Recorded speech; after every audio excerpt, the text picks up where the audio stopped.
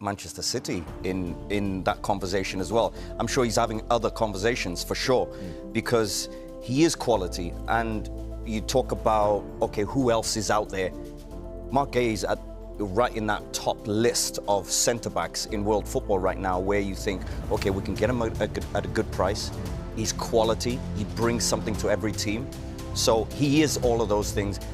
It would be very interesting, though, where his head is at, because I think 6 months ago, he would have had a slightly different way of looking at it than right now. I think right now, he widens his maybe approach a little bit more, because I think he would have wanted Liverpool 6 months ago, for sure. Do you think that's changed considering Liverpool's season so far? I think so, yeah.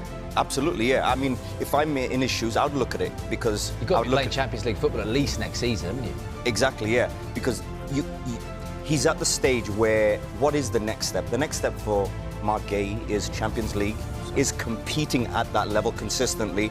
Well, what's more guaranteed than a Liverpool? So are you saying that Manchester City? He would look at the table Liverpool. Now, Liverpool, right? And bearing in mind that Manchester United, Bradley, this is some good news for you, mate. Could be fourth. Could be fourth. Could be fourth. Who knows? If you do the business against Burnley, at least tonight before okay. Liverpool play. Would Guéhi, Rob, be looking at that table and thinking, do you know what, it's too risky because Liverpool might not be playing Champions League football? Can he risk a season without playing in Europe's elite at his age now? 25? I don't think so, no, because now is the right time for him. And he's got this window, and of course the next probably 4 months, not even 6 months, next 4 months to really decide if it goes past. I don't think he'll go past this month. I think Man City want him right now. I think Liverpool want him right now. And I think there'll be 2 or 3 others that really, really want him, but I don't think they'll compete enough with those 2. So I actually think right now for him is the perfect time for him to go. I think it's going to be hard for Crystal Palace for sure. Yeah. But Guéhi is a wanted man, and I think he's going to make the right decision. Yeah. Shall we hear from Oliver Glasner? Because this is the Crystal Palace boss speaking about his captain's future. I don't know.